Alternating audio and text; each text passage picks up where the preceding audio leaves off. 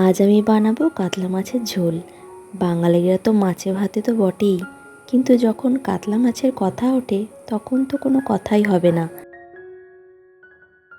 ভালো করে ধুয়ে নুন হলুদ গুঁড়ো মাখিয়ে কাতলা মাছগুলো হালকা করে ভেজে নেব। আজ 3 কেজি ওজনের কাতলা মাছ থেকে 700 গ্রাম কাতলা মাছ নিয়ে এসেছি। মাছগুলো হালকা করে ভেজে নেব।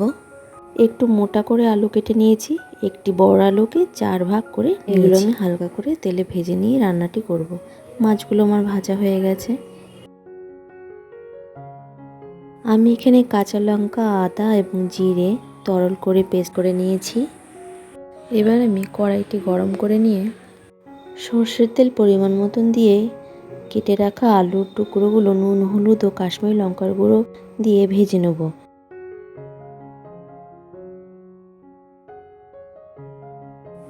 আলুগুলো আমি ঢাকা চাপা দিয়ে ভেজে নিয়েছি।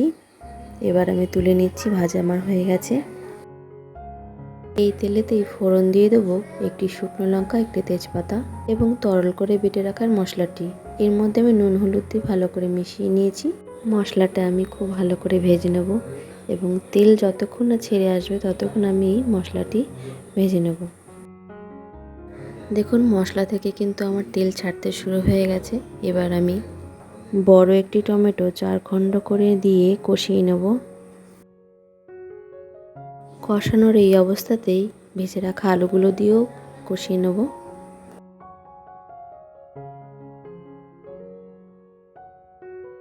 সামান্য একটু দিয়ে দেবো জল।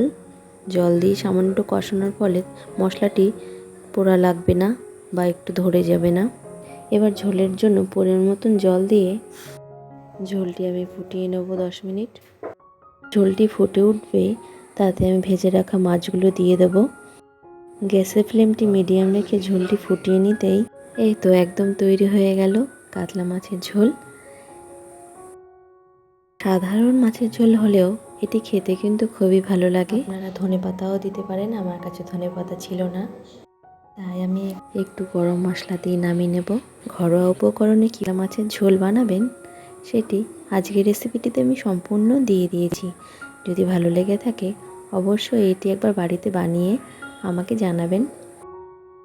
আর কাতলা মাছের কোন রেসিপিটি আপনার কাছে খুব ভালো লাগে সেটি অবশ্যই আমাকে জানাবেন।